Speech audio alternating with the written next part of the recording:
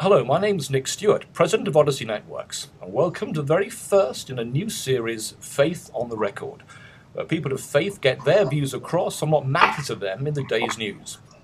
Now, we're in the final run-in to the election, and in this program we're asking one very simple question. How does faith help us decide who will be our next president? Especially if you're one of the 15% of voters who haven't made up their mind yet. To help us, we've got 3 voters who still don't know who to vote for. So let's get straight down to it and introduce you to the Odyssey panel of the Undecided. Cyrus, what's your story? My name is Cyrus McGoldrick. I'm an American Muslim based in New York City. Married, no children yet, but starting a family and trying to make up my mind about this election. Dylan, what about you? I'm Dylan Roberts. I live in Houston, Texas. I'm a Mormon, and I'm married with 2 kids. And Kyle, the third member of our panel, what's your story? Yeah, I'm Kyle Eisenhower. I'm from San Antonio, Texas, and I am married with 2 kids and just trying to figure out what I'm going to do. Okay, well, let's start off with how undecided you are at this stage. You know, just days left. Cyrus, what's your issue? Well, I don't see, the choice for me as really being between President Obama and Mitt Romney, but really between Obama and some of the third-party candidates that are on the ticket this year, whether that's Jill Stein on the Green Party or Gary Johnson on the Libertarian Party, and there were a couple other voices raised at the third-party debate the other night. And really it comes down for me on civil rights issues and on issues of war. And so I'm really trying to decide, how could my vote be wasted or how could it be used effectively, being in a state that'll probably go blue, but having an opportunity, therefore, to throw a vote in the right direction. So still trying to work these issues out. Okay, so civil rights, war, those are big issues for you. Dylan, what about you? How confused are you at this moment? I would say somewhat, in one word, somewhat confused. In my mind, I'm trying to prioritize what I think would be the best task that the next president should be able to accomplish. And so far, traditionally, both the candidates split the priorities. Or that's to say that the winner, in my mind, of those priorities gets split between whether it's foreign policy, tax issues, budget issues, economic issues, and whatnot. Okay, and finally, Kyle, you're a Christian. How confused are you at the moment? How undecided are you? I'd say I'm bordering on deciding based on my values being kind of split. I would say between the 2 candidates, the ideas of pro-life being only about the unborn but not about death penalty is really disturbing to me, to say that's not life. And I also am very split on the idea of financial issues with money and taxes, and I think both of their issues, both of their plans are very confusing. I don't think they really know what they're talking about, honestly. I think they've got goals in mind, but the way to get there doesn't make any sense to me.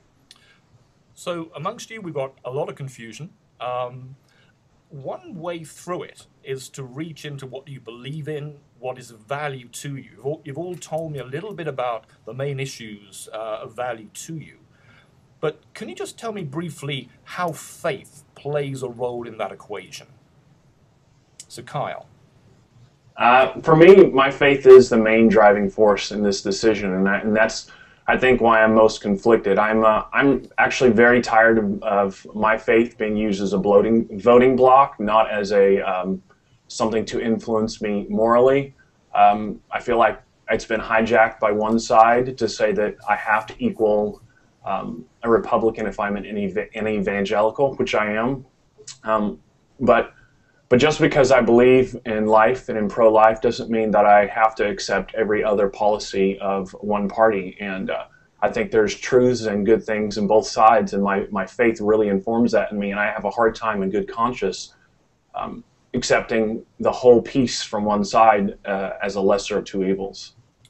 So, Carl, for you, faith is right up there as a way, a lens to view what's going on to help you vote. Dylan, you're a Mormon. how important is your Mormon faith, and what role, how do you use that faith in deciding who gets your vote? Well, I feel like I could approach that question one of two ways, but off the cuff, I'm not using my faith very much to help me make this decision. I'm reading as much news as possible and trying to get as much facts as possible to make the most logical, intelligent decision. I think in saying that, I don't want to downplay faith at all, especially in an election. But rather, I think the main reason I would say that is we saw Governor Romney's faith in the spotlight for a great deal during the primary process. And it was interesting for me, almost surreal, to see his faith and read, dozens of news articles that would kind of speculate on how much his faith would adversely affect his candidacy.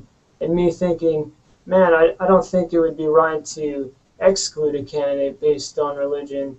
So following like the traditional Judeo-Christian ethic to treat others the way you wish to be treated, it would be difficult to exclude whether it's President Obama or Mitt Romney just because of faith. And that's the reason I would say, faith isn't really guiding my decision making. So faith's not the deciding factor, but it is up there in the general value systems that you're employing to decide who gets your vote. Somewhat. I say somewhat because I think both candidates are good men. They're intelligent men. So I think it's not really high up there on how I'm evaluating on a personal basis. Cyrus, let's turn to you, a Muslim. How does Islam affect the way you vote, the way you look at the two parties, the two people, the two sets of policies? I think for me, whether it's in this election or any time, Islam and religion, it's about ethics. And so, I think that those ethics have everything to do with the world I'd like to see and how I would like politicians to help facilitate that. It doesn't really play a role for me as much as in regards to the faith of the candidates themselves, anywhere near as much as how that faith, that they claim impacts their actions and their policies and their decisions. But for me, yeah, absolutely, I think that this year I'm trying to make the principled vote.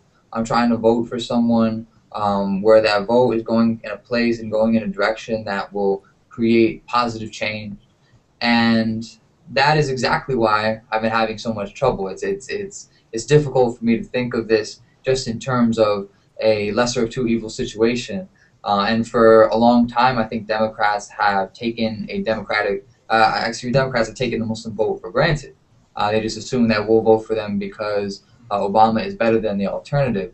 Unfortunately, though, after the last 4 years, I'm not even sure that I could say that. And so certainly we'll be trying to make the right decision this fall. Okay, everyone, now let's turn to the issues. Let's divide them up into people and policies, and let's start with the people. The first question about that I want to ask you all is about what your faiths tell you, what you want to look for in a leader. So forget the names, forget that it's Romney or Obama, just in general. What does Islam say about what you really want in someone in a leadership role? What are the qualities? I think someone has to have vision, they have to have drive, they have to be able to explain that vision to people and to reach out to people and to build a future based on that vision. I think that vision also, it should have, a leader should be able to think radically, to be able to think differently, to be able to really get to the root of the problem and to cut right to the chase. That I think is going to be central. Islam for us, or Sharia, or whatever it is about quality of life and the dignity of human beings. And I think all faiths are about that. And so a leader that I would choose would be someone who honors that, who respects that, and who works towards that with all the policies and the decisions that they make. But we'll come on in a minute to see whether the two candidates fit that bill. But Kyle, I want to turn to you. As a Christian, what does Christianity tell you about the qualities a leader needs to have? I'd say first thing that a leader needs to be is really a servant. I feel that there's a lot going on about trying to get reelected as a president and about being a good speaker. And for some reason, those have become the most important things, is that they just want to get up there and have a good speech, good speechwriters. Then after that, they want to make sure that the decisions they make influence funding and influence voters rather than getting things done correctly. But I think what they should do is say, I don't care if I get reelected the next 4 years, I'm going to be a servant to the people and do the things that are right. And Dylan, finally on this question, what does Mormonism teach you about the top requirements for a leader? I think my answer is really similar to Kyle's. We're looking for a leader who is willing to serve his fellow man, perhaps even without pay. I say that because Mormonism is a unique religion in that it has a lay clergy, that they don't get paid to lead local congregations, and I think that's built on a belief that the leaders should be willing to serve their fellow man. And where's the focus, do you think, in a leader as he or she reaches out to serve to everyone, to rich, to poor? Is there priority in that? Certainly, I think they definitely should be reaching out to the poor and the needy, and after that, everyone else. Okay, we'll get specific now. Cyrus, think back, 2008. I know from having spoken to you before that Obama was full of hope for you. He excited you. Where do you feel about Obama now, and whether he can fulfill those requirements? I think one of the major issues for me in 2008 and the years leading up to it were issues of war, were issues of civil rights. There was a deep feeling that President Bush was, his actions had been extremely detrimental to, our Constitution, to our right to privacy, our right to live, our right to due process in court. We saw a lot of policies being instituted under that regime that have, are, treasonous, to the Constitution. And so Obama, I really, projected this, confidence, but also this this idea that he would be that change, that he would reverse that. There was a lot of talk back then about, closing Guantanamo. He benefited very much from that anti-war energy and from that pro-civil rights energy. That's why it's extremely disappointing, over these last 4 years to see him, normalize everything that Bush did, to, in the National Defense Authorization Act, legalize indefinite detention, to assassinate American citizens without trial, prosecuting whistleblowers and keeping them in solitary confinement. Like it's amazing. It's been a very tough few years, and so almost all the issues that I voted for him on are going to be very difficult to vote for him again. So, Dylan, what do you think about Obama? Do you think in any way that he fills the role that your faith is saying a leader should look like? I don't think he's done anything to say otherwise. What I like about him is that he's well liked in the international community. I like him for much of the same reasons as has been said before, is that he resembles in no wise what the mistakes that the Bush administration made. So that's what I like most about him.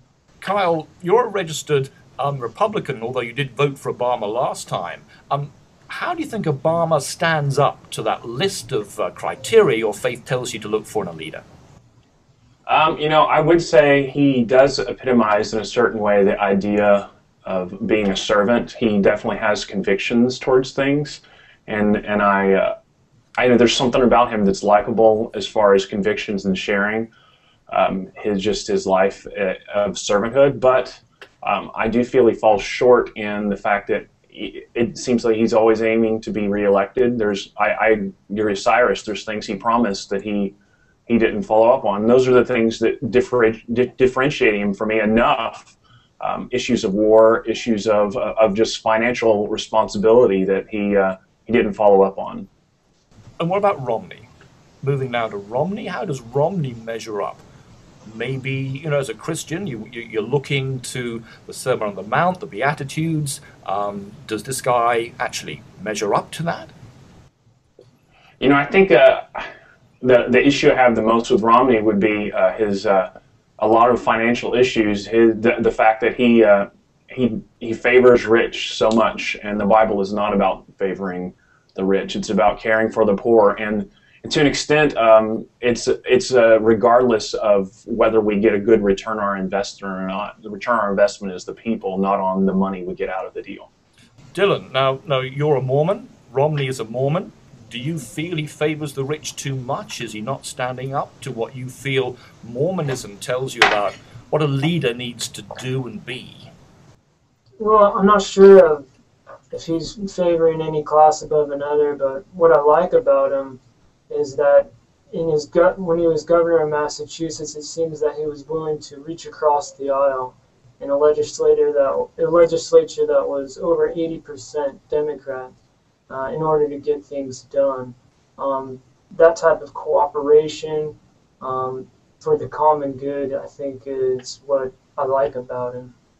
And Cyrus, what's your view as a Muslim on Romney and the way he fulfills or falls short of what a Muslim looks to, their qualities in a leader?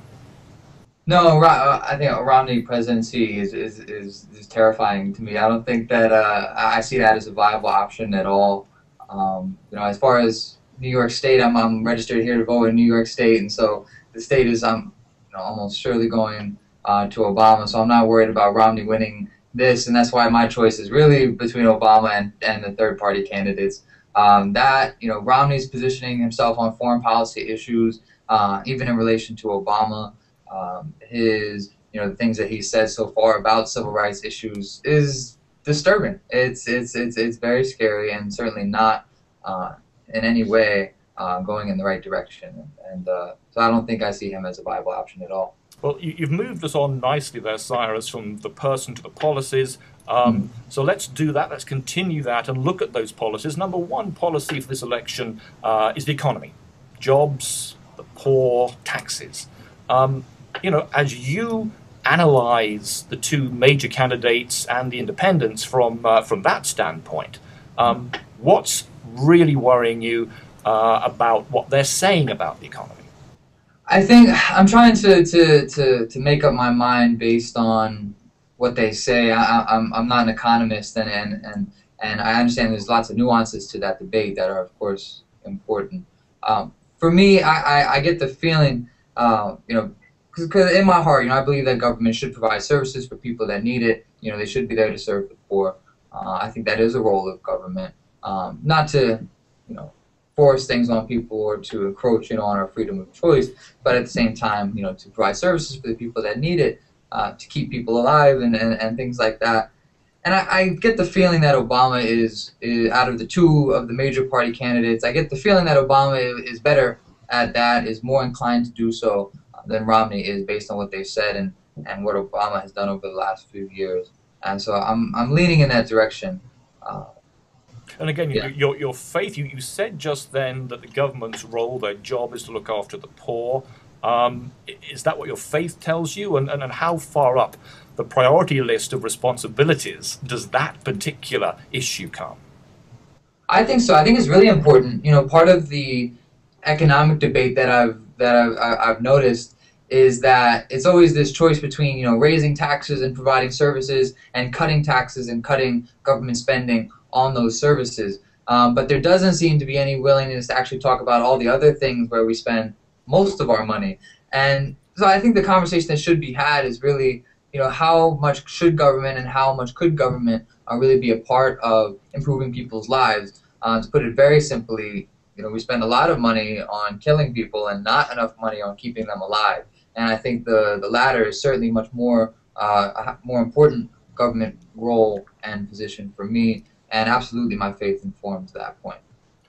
Dylan, one question for you that intrigues me. You're a Mormon. You have the chance, in a way, for your vote to help the first Mormon to become president of the United States. And yet you are still undecided. Tell me about that. Even in 2008, it seemed that his religion did take the forefront in a lot of media outlets. If you would have asked me back then, it would have been difficult to. If you would have asked me back then if I would have supported him, it would have been difficult for me, I think, to come up with what I would call an unbiased answer, because the issue of his faith had been kind of force-fed into my mind.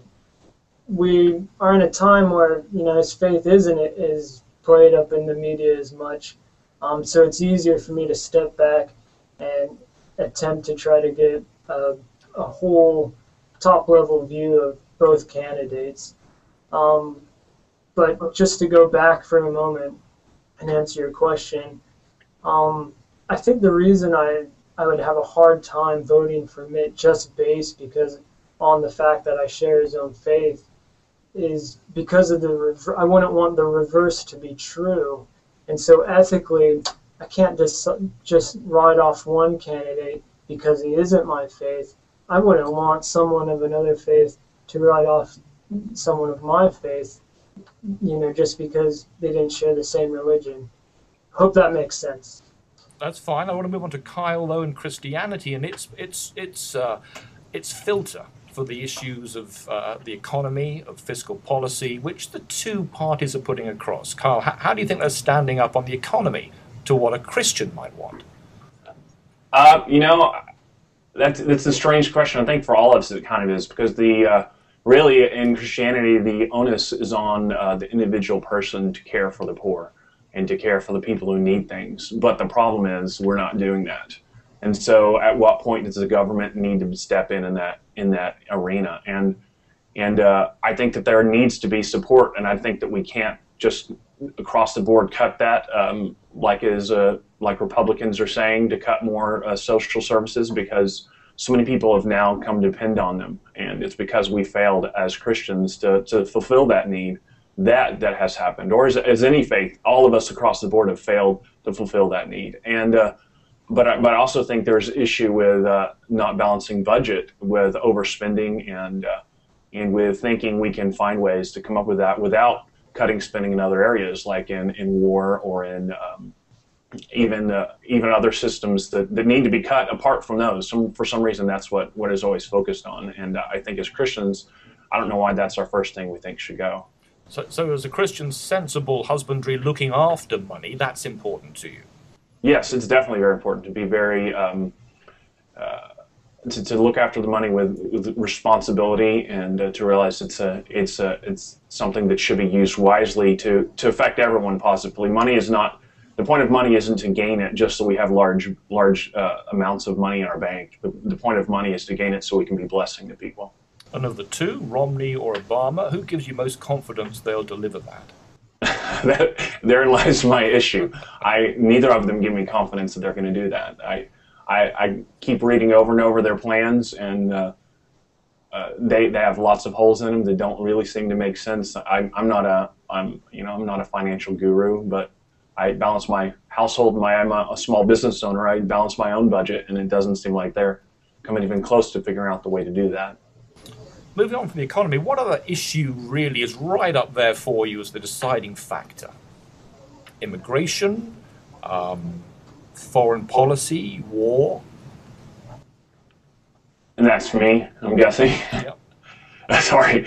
Other than financial issues, I would say that the biggest would be life issues. Would be life issues as far as war goes, as far as pro-life and abortion goes, and as far as death penalty goes. I think all those are life issues, and also human trafficking. They're all very much life issues, and really it's kind of split on both ways. I think life is important at all points, and we should do all that we can to protect that life, and it should be towards life and not death. And to me, that includes doing what we can to repeal abortion, Roe v. Wade on demand, but also against just warmongering and going after and fighting and spending our money fighting and killing with drone attacks and all the other things that we tend to do just to say we're keeping ourselves safe, when I'm not even sure that's what we're doing. Cyrus, I turn to you now. I know for you there are other issues beyond and above the economy which are important to you. Do you want to expand on those?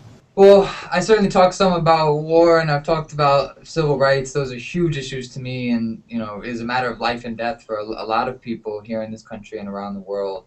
Talked about economics and the need to provide services for people. Food, water, shelter. I believe public education should be free through college. I think another big issue that I haven't mentioned yet, though, is an issue of choice. Also, I think that the federal government especially, but government in general, should really stay out of the personal choices of a lot of people's lives.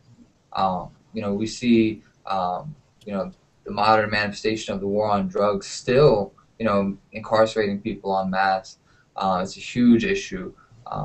Even though, I'm Muslim and I personally am opposed to, homosexuality and marriage outside of and those types of type of action outside of marriage. I do believe the civil union should be open to all people as a financial agreement, and I think in a lot of ways, the federal government is getting too personal in people's lives and legislating too much, and so I'd really like to see a reversal of that slowly in that direction.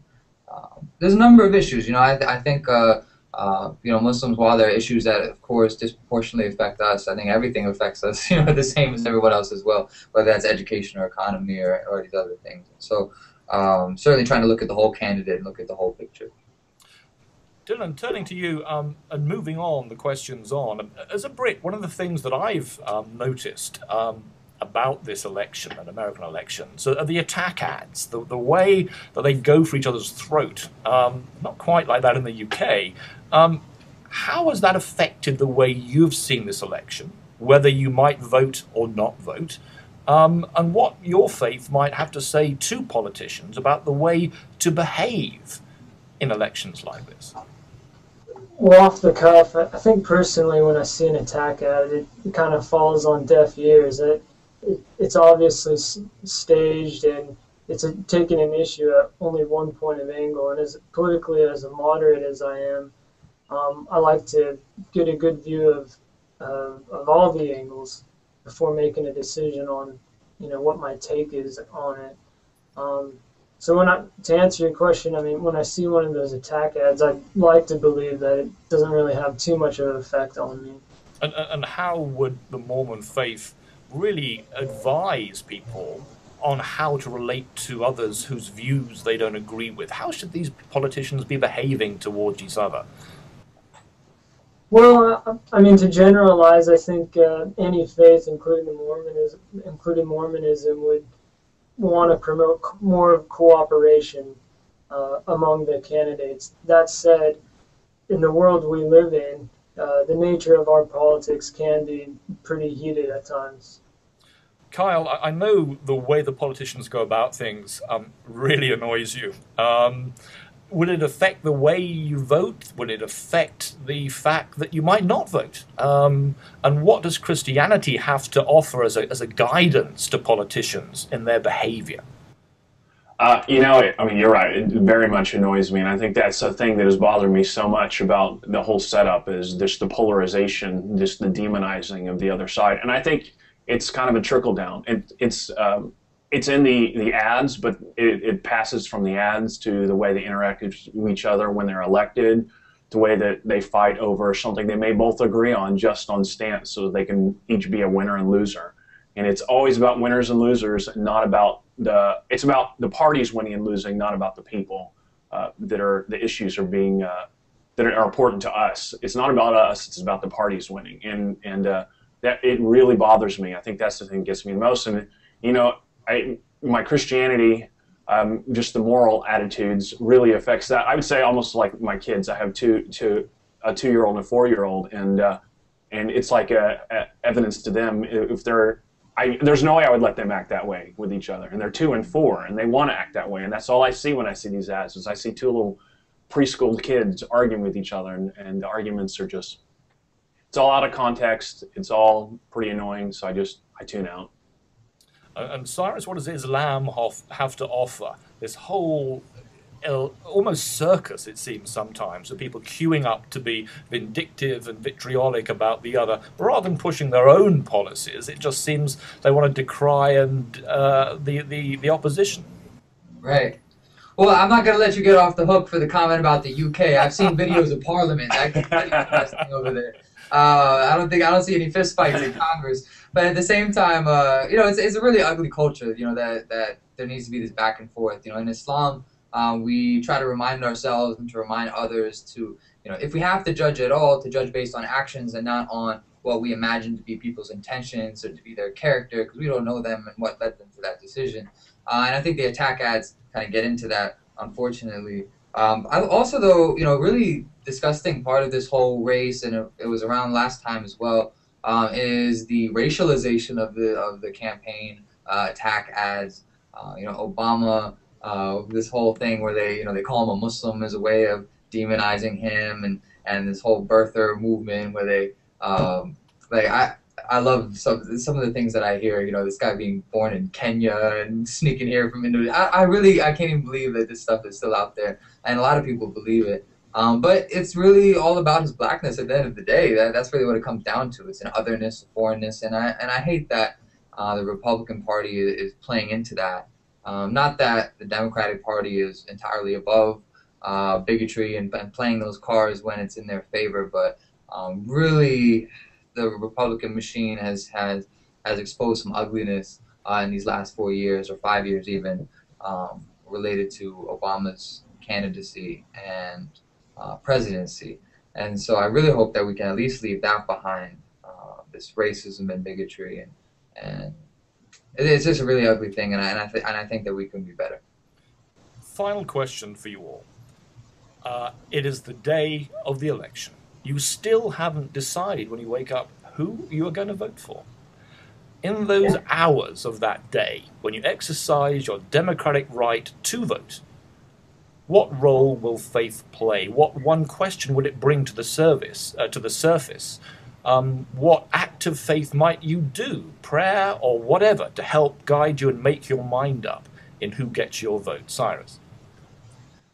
So we have a prayer, it's a special prayer called, in Arabic it's istikhara, but it's one that we make, it's an optional prayer but before we make a difficult decision, before we're about to make an important decision. And I'll certainly make that prayer, and we ask God to guide us and to guide us to whatever is best for us in this life and the next. I think I'm also going to say an extra prayer, even beyond my own decision, but that the country makes the right decision because it's much bigger than me. And unfortunately, because we still have this electoral college, for the most part, my vote in New York State for presidency is not going to necessarily change the direction of this entire election. And I'm going to try to make the principled choice when I pull that lever, and I'm going to pray that our country makes the right decision and that whoever ends up taking the presidency, whoever ends up taking that seat, does the right thing with that 4 years and takes us in the right direction. Dylan, you've woken up the day of the election, you still don't know. What is faith going to do to help you in any way to make that final decision? I may say a prayer or whatever, but at the end of the day, I'm going to have to make up my mind based on gut feel of the candidates, I think. And Kyle, final question to you. What will you do on the day of the election? Well, I'll say I have been praying a lot, building up to, so it's not going to just be a day of the election, not knowing and just praying last second Hail Mary. That's not how it's going to go. And it's funny, like Cyrus, my vote kind of doesn't count for president in Texas. It's kind of a foregone conclusion who's going to win the nomination through the Electoral College. So I've kind of resigned myself to really caring about the other candidates for local area politics and things that really can affect my family and my community for the good. And so really my prayer is, Lord, is it okay for me to vote for neither one? Kyle, Dylan, Cyrus, thank you very much for your contribution to this debate, the first in this series for us. And we hope in some way this debate and exchange of ideas may have helped you in that decision process of who to vote for. And thanks everyone for watching, and we hope you'll join me again on October 29th for the next edition of Faith on the Record.